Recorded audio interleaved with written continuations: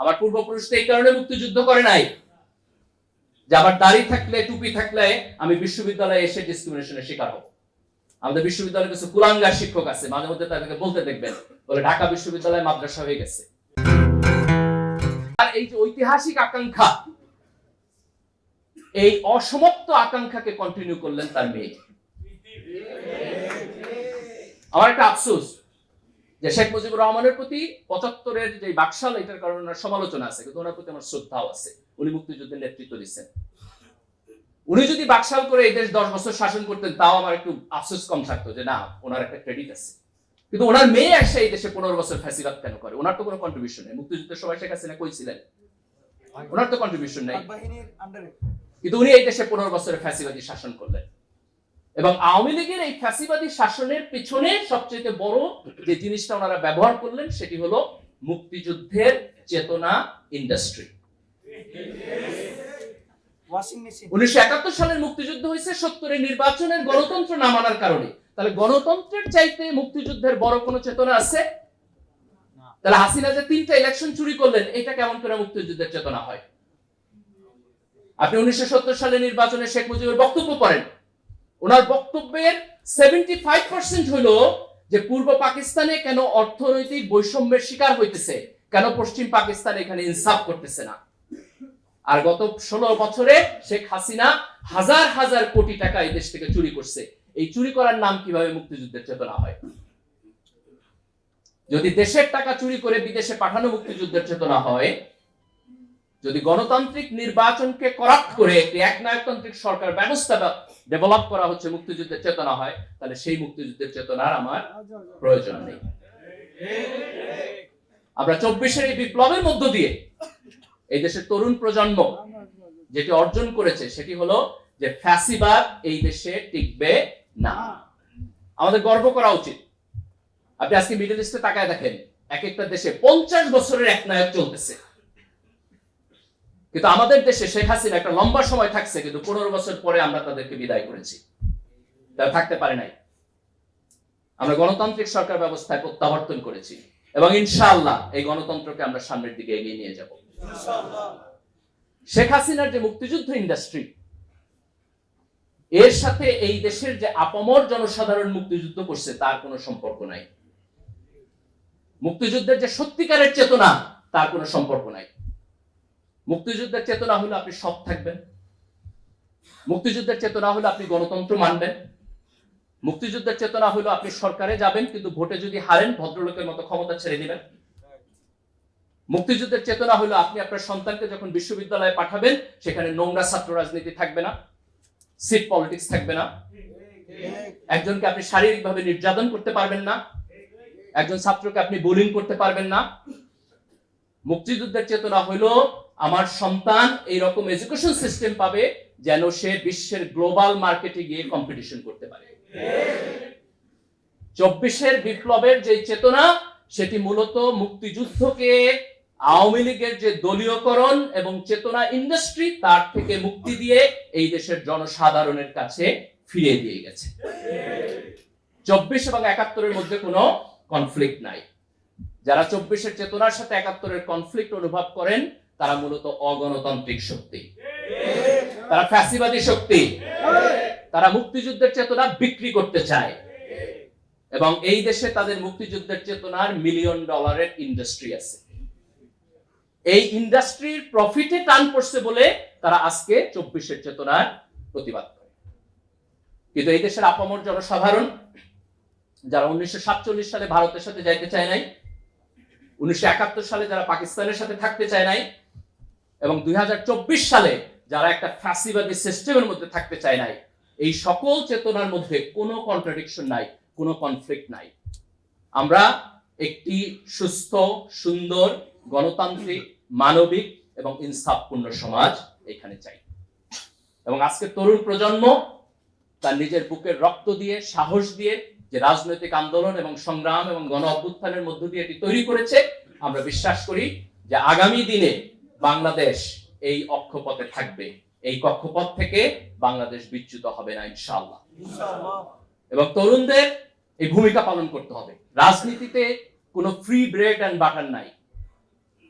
আপনি যদি নাগরিক হিসাবে আপনার অধিকারের পক্ষে না দাঁড়ান, আপনি যদি নাগরিক হিসাবে আপনার ভয়েস রেজ না করেন, আপনি যদি নাগরিক হিসাবে আপনার রাজনৈতিক ভূমিকা পালন না করেন, তাইলে পরে রাজনৈতিক সিস্টেম নিজে নিজে ভালো হয়ে আপনাকে আপনার নাগরিক অধিকার দিবে না।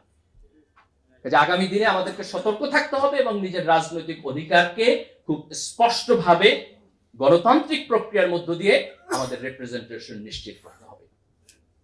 আগামী নির্বাচন আমরা আশা করতেছি সুষ্ঠু হবে। তরুণ প্রজন্মের দায়িত্ব হলো সৎ, দেশপ্রেমিক এবং যোগ্য ব্যক্তিকে ভোট দেয়া। মার্কা দেখে ভোট দেওয়ার দিন বাংলাদেশে শেষ হওয়া উচিত। আপনি কলা গাছ দাঁড় করায় দিবেন আর আমি ভোট দিব, আমার এই এলিজেন্সের মধ্য দিয়ে এই দেশের রাজনৈতিক ইত্রামি চলবে। আমি যদি সত্যিকার অর্থে চাই যে রাজনীতি পরিশুদ্ধ হোক, তাহলে আমার দায়িত্ব হচ্ছে ভালো লোককে, সৎ লোককে, যোগ্য লোককে দেখে ভোট দেওয়া, সে যেই দলের হোক। সে যদি বাংলাদেশপন্থী হয়, সে যদি ভারতপন্থী হয়, তাহলে হাসনাতের ভাষা হলো মাইনরিটি।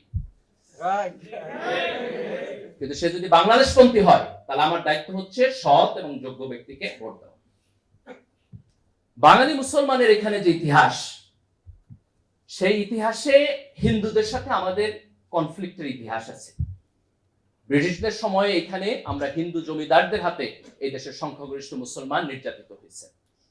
কিন্তু তার মানে এই না যে 1971 সালে যখন আমাদের রাষ্ট্র হইল, এই রাষ্ট্রের মধ্যে যারা বসবাস করে আজকের সেই হিন্দুরা সেই 1757-1857 সালের হিন্দুদের রিপ্রেজেন্টেটিভ না।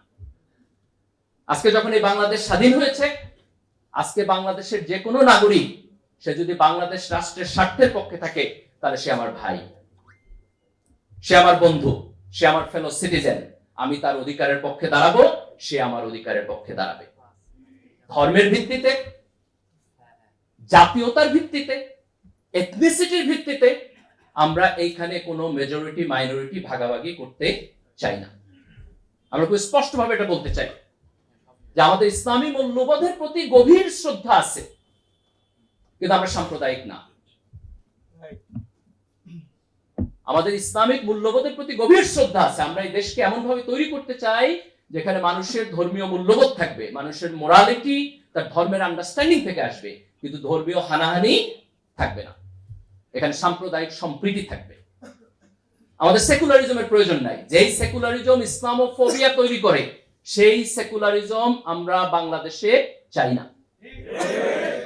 আজকে এখানে ঢাকা বিশ্ববিদ্যালয়ের ছাত্র যারা আছেন তাদের অভিজ্ঞতা আছে। আপনি যদি মাদ্রাসার ছাত্র হন, মাদ্রাসা থেকে পড়ে আসেন, আলিম করে আসেন, তাহলে আপনি বিশ্ববিদ্যালয়ে এসে ডিসক্রিমিনেশনের শিকার হন। আমার পূর্বপুরুষ তো এই কারণে মুক্তিযুদ্ধ করে নাই যে আমার দাড়ি থাকলে, টুপি থাকলে আমি বিশ্ববিদ্যালয়ে এসে ডিসক্রিমিনেশনের শিকার হব। আমাদের বিশ্ববিদ্যালয়ে কিছু কুলাঙ্গার শিক্ষক আছে, মাঝে মধ্যে তাদেরকে বলতে দেখবেন, বলে ঢাকা বিশ্ববিদ্যালয় মাদ্রাসা হয়ে গেছে। তো সুবহানাল্লাহ, আলহামদুলিল্লাহ, ওইটা তো ভালো হয়েছে। তারা বিশ্ববিদ্যালয়ের ভর্তি পরীক্ষায় মাদ্রাসা থেকে আসলে তারা বলে যে ছাত্রকে নেওয়া হবে না।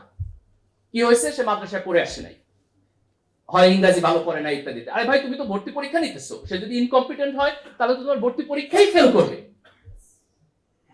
সে যদি ভর্তি পরীক্ষায় পাশ করেই আসে, তাহলে তার যোগ্যতা নিয়ে তো তোমার প্রশ্ন করার কোনো প্রয়োজন নেই। আমরা এমন একটা বিশ্ববিদ্যালয় চাই যেখানে বাঙালি মুসলমান কৃষকের সন্তানরা ডিসক্রিমিনেশনের শিকার হবে না। আমরা মনে করি ঢাকা বিশ্ববিদ্যালয়ের যে সমস্ত সাবজেক্ট ইভেন কওমি মাদ্রাসার সিলেবাসের সাথে মিলে, তাদেরকেও বিশ্ববিদ্যালয়ে ভর্তির সুযোগ দেওয়া উচিত। আপনি তার সিলেবাস দেখেন, একটা এক্সপার্ট কমিটি সেটাকে ইভালুয়েট করুক, এবং তারা যদি মনে করে তার যথেষ্ট প্রি রিকোয়ারমেন্ট আছে, তাহলে সেখানে সে ভর্তি হবে। বহু বিশ্ববিদ্যালয় আছে, আপনার যদি প্রি রিকোয়ারমেন্টে ঘাটতি থাকে, তাহলে সে সাজেস্ট করবে আপনার 2টা কোর্স বেশি নিতে হবে, আপনার 4টা কোর্স বেশি নিতে হবে। আপনি বিদেশের বিশ্ববিদ্যালয়ে যান, আপনি ডিসক্রিমিনেশনের শিকার হবেন না। এরা এত বেশি প্রগতিশীল হয়ে গেছে যে আমাদের এখানে আপনি ডিসক্রিমিনেশনের শিকার হবেন। এই ইসলামোফোবিয়া তৈরি করার যে সেকুলারিজম, আমরা সেই সেকুলারিজমকে আজকে প্রত্যাখ্যান করি। কিন্তু আমরা বাংলাদেশকে একটি অসাম্প্রদায়িক বাংলাদেশ, যেখানে মুসলমান, হিন্দু, বৌদ্ধ, খ্রিস্টান, বাঙালি, পাহাড়ি সবাই তার নাগরিক অধিকার নিয়ে এখানে থাকবে। তার নাগরিক অধিকারের মধ্যে কোনো কাটছাট হবে না। সে যদি বাংলাদেশের নাগরিক হয়, তাহলে তার পরিপূর্ণ নাগরিক অধিকার থাকবে। আজকে দেখেন, গত সরকারের সময়ে বিএনপি এবং জামাত তাদের নেতা এবং কর্মীরা নির্যাতিত হয়েছে। আজকে যখন হাসিনা সরকারের পতন হয়েছে, আমরা মুক্তির আনন্দ বুঝতেছি। কিন্তু আপনি যদি সৎ হন আপনার অভিজ্ঞতার প্রতি, তাহলে আপনার দায়িত্ব হচ্ছে এই মুক্তির আনন্দ এই দেশের প্রত্যেকটি নাগরিকের জন্য নিশ্চিত করা। সে আপনার দলের হইতে পারে, সে আপনার দলের নাও হইতে পারে, ডাজন্ট ম্যাটার। সে যদি আমার নাগরিক হয়, সে যদি আল্লাহর বান্দা হয়, সে যদি মানুষ হয়, তাহলে তার নাগরিকের অধিকারের পক্ষে দাঁড়ানো আমার দায়িত্ব। দেখেন, আল্লাহ রাসূল যখন মক্কা থেকে মদিনায় গেছেন, উনি মদিনার বিভিন্ন গোত্রের সাথে চুক্তি করেছেন। তার সব গোত্র মুসলমান ছিল না, এবং তার চুক্তি হয়েছে যে আমি আক্রান্ত হইলে তুমি আমাকে সাহায্য করবা, তুমি আক্রান্ত হইলে আমি তোমাকে সাহায্য করব। তাহলে একজন নন মুসলিম যে আল্লাহ রাসূলের সাথে চুক্তিবদ্ধ, সে যদি আক্রান্ত হয়, আল্লাহ রাসূল তার সাহায্যে যুদ্ধ করতে যাবে, সেই যুদ্ধ কি জিহাদ হবে না? সেই যুদ্ধে যদি মারা যায় শাহাদাত হবে না? কিন্তু এই শাহাদাত তো ধর্ম প্রতিষ্ঠার জন্য হয় নাই, এটা হচ্ছে ওয়াদা রক্ষা করার জন্য। ওয়াদা আমার ধর্মের পার্ট না পার্ট না? তাহলে আজকে রাষ্ট্রের নাগরিক হিসাবে আমি যখন একটা সংবিধানের মধ্যে একটা সিস্টেম তৈরি করতেছি, তখন আমি সকল নাগরিকের জন্য তার নাগরিক অধিকারের নিশ্চয়তা দিতেছি। আমি তার ধর্মের উপর ভিত্তি করে পার্থক্য করতেছি না, তার বর্ণের উপর ভিত্তি করে পার্থক্য করতেছি না, তার এথনিসিটির উপর ভিত্তি করে পার্থক্য করতেছি না। কিন্তু আমার রাষ্ট্রের সুনির্দিষ্ট আদর্শ থাকবে, ইডিওলজি থাকবে। মুসলমানরা তাদের ধর্ম থেকে তার নৈতিক যে মোটিভেশন সেটি নিবে, যিনি হিন্দু তিনি হিন্দু ধর্ম থেকে তার মোটিভেশন দিবেন, এবং আমরা একটি সাম্প্রদায়িক সম্প্রীতির মধ্য দিয়ে সবাই মিলে আমরা বাংলাদেশী হয়ে উঠব। এটি হচ্ছে আমাদের আগামী দিনের রাজনৈতিক অঙ্গীকার। আজকে আমি ঢাকা বিশ্ববিদ্যালয় শিবিরকে খুব স্পেসিফিকলি ধন্যবাদ দিতে চাই।